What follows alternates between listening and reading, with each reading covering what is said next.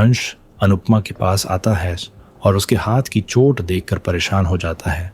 वो पूछता है कि आखिर इतनी बड़ी चोट लगी कैसे। अनुपमा मुस्कुराकर कहती है कि ईशानी के पेट में कोई बात टिकती ही नहीं, इसलिए सबको पता चल गया। अंश कहता है कि अगर ईशानी चुप भी रहती तो क्या हो जाता, आपकी चोट देखकर ही समझ आ रहा है कि आपको कितना दर्द हो रहा होगा। लेकिन अनुपमा उसे रोकते हुए कहती है कि वो उसकी चोट की चिंता छोड़ दे और जाकर प्रेरणा के दिल पर लगे जख्म पर मरहम लगाए। इसके बाद अनुपमा अंश से कहती है कि उसने लीला और पाखी दोनों को बहुत समझाने की कोशिश की, लेकिन दोनों बदलने को तैयार ही नहीं हैं।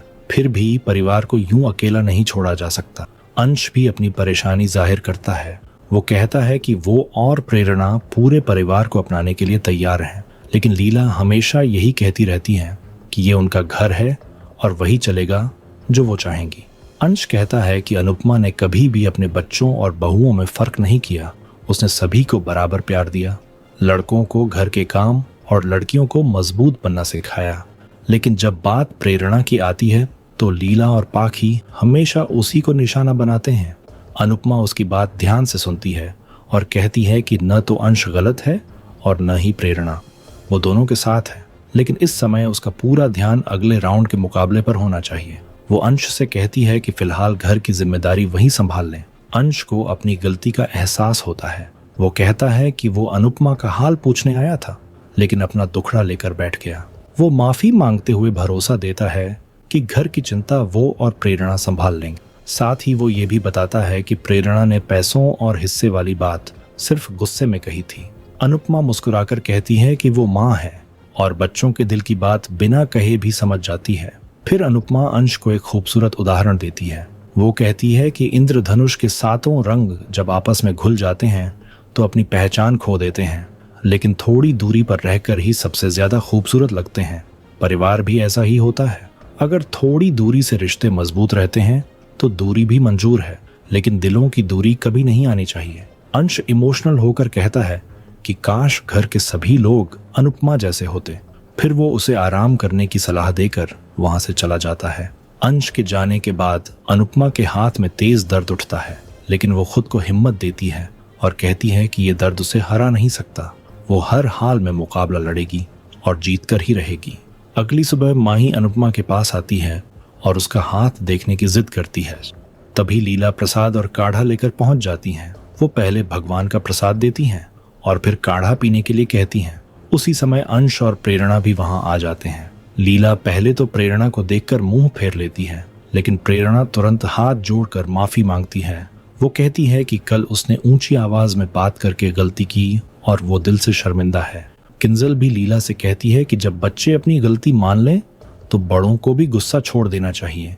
आखिरकार लीला प्रेरणा को भी प्रसाद दे देती है और माहौल थोड़ा शांत हो जाता है।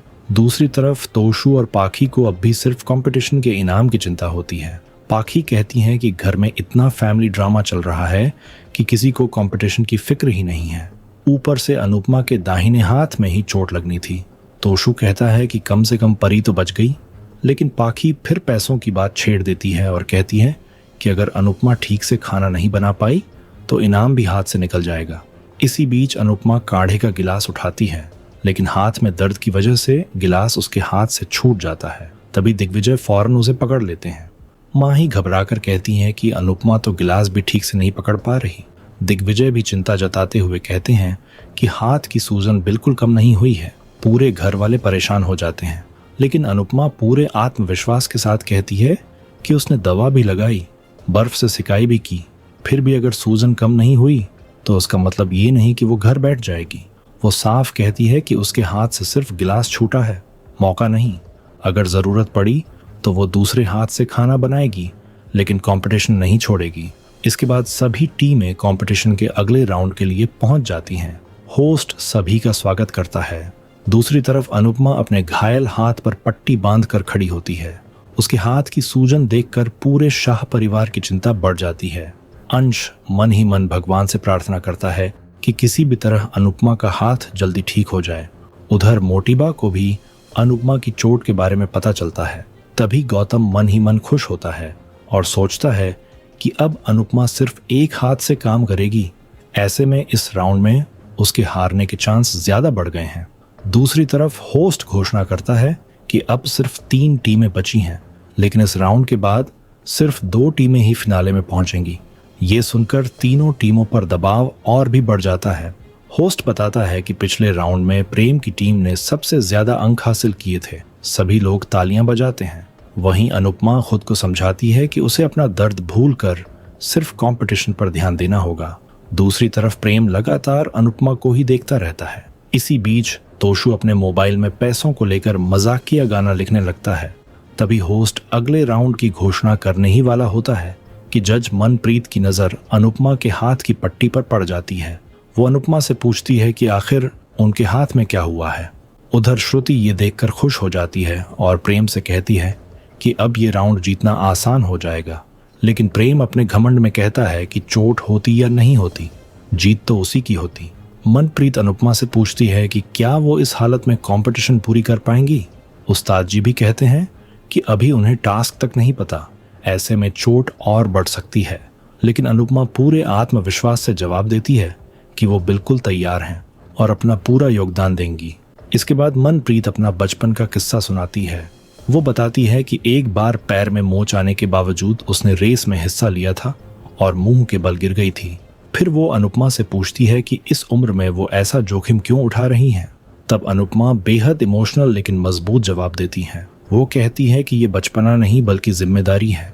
गृहिणियों को छोटी मोटी चोटें तो रोज लगती रहती हैं, लेकिन वो कभी अपने परिवार की जिम्मेदारियों से पीछे नहीं हटती। अनुपमा की बातें सुनकर वहां मौजूद सभी लोग तालियां बजाने लगते हैं। लेकिन तभी मनप्रीत ताने मारते हुए कहती है कि कहीं ये पट्टी सिर्फ लोगों की सिंपैथी पाने के लिए तो नहीं बांधी गई। वो आरोप लगाती है कि कई कॉम्पिटिटर को उसने पहले भी चोट या बीमारी का बहाना बनाकर सिंपैथी हासिल करते देखा है, इसलिए हो सकता है अनुपमा भी वही कर रही हो। मनप्रीत की ये बात सुनकर पूरा माहौल एकदम शांत हो जाता है। शाह परिवार भी हैरान रह जाता है। तभी उस्ताद जी तुरंत मनप्रीत की बात का जवाब देते हैं। वो कहते हैं कि बिना पूरी सच्चाई जाने किसी पर इल्जाम लगाना बिल्कुल गलत है। अनुपमा ने कहीं भी बहाना नहीं बनाया, बल्कि चोट लगने के बावजूद कंपटीशन से पीछे हटने की बजाय पूरे हौसले के साथ हिस्सा लेने का फैसला किया है। रोहित उस्ताद जी की बात का समर्थन करते हुए कहता है कि अनुपमा कोई बहाना नहीं बना रही हैं। उनके हाथ की सूजन यहाँ से साफ दिखाई दे रही है। लेकिन मनप्रीत अपनी बात पर अड़ी रहती है। वो कहती है कि पट्टी कसकर बांधने से भी सूजन जैसी लग सकती है और उसे पूरा यकीन है कि अनुपमा सिर्फ सिंपैथी हासिल करने की कोशिश कर रही हैं। तभी प्रेम कहता है कि चोट नहीं बल्कि मनप्रीत का शक गलत है। वो बताता है कि उसने खुद अपनी आंखों से अनुपमा को कैफे के बाहर चोट लगते हुए देखा था। अगर फिर भी किसी को यकीन नहीं है तो कैफे की सीसीटीवी फुटेज भी देखी जा सकती है। राही प्रेम का धन्यवाद करती है, लेकिन प्रेम साफ कह देता है कि उसने ये सब हमदर्दी में नहीं किया।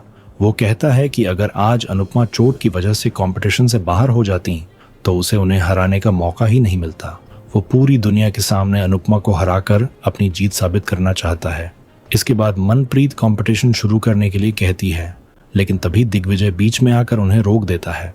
वो कहता है कि कंपटीशन शुरू होने से पहले एक काम बाकी है और वो काम मनप्रीत को करना होगा। मनप्रीत हैरान होकर पूछती है कि क्या करना है।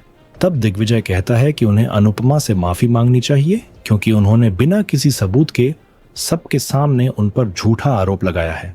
पहले तो मनप्रीत माफी मांगने से इनकार कर देती है, लेकिन दिग्विजय याद दिलाता है कि ये पूरा कार्यक्रम लाइव टेलीकास्ट हो रहा है और करोड़ों लोग सब कुछ देख रहे हैं। ऐसे में अगर वो अपनी गलती नहीं मानेंगी तो लोग उन्हें कभी माफ नहीं करेंगे। आखिरकार मनप्रीत अनुपमा से माफी मांग लेती है। शाह परिवार भी राहत की सांस लेता है। हालांकि लीला को डर रहता है कि कहीं आगे चलकर मनप्रीत फिर कोई परेशानी न खड़ी कर दे। अनुपमा कहती है कि मनप्रीत भी एक महिला है, इसलिए उन्होंने भी कभी न कभी रसोई में ऐसी तकलीफ जरूर झेली होगी। उस्ताद जी भी उनकी बात का समर्थन करते हैं और बताते हैं कि उनके साथ भी कई बार ऐसा हो चुका है। तब अनुपमा साफ कह देती है कि उन्हें न विक्टिम कार्ड खेलना है न वुमन कार्ड।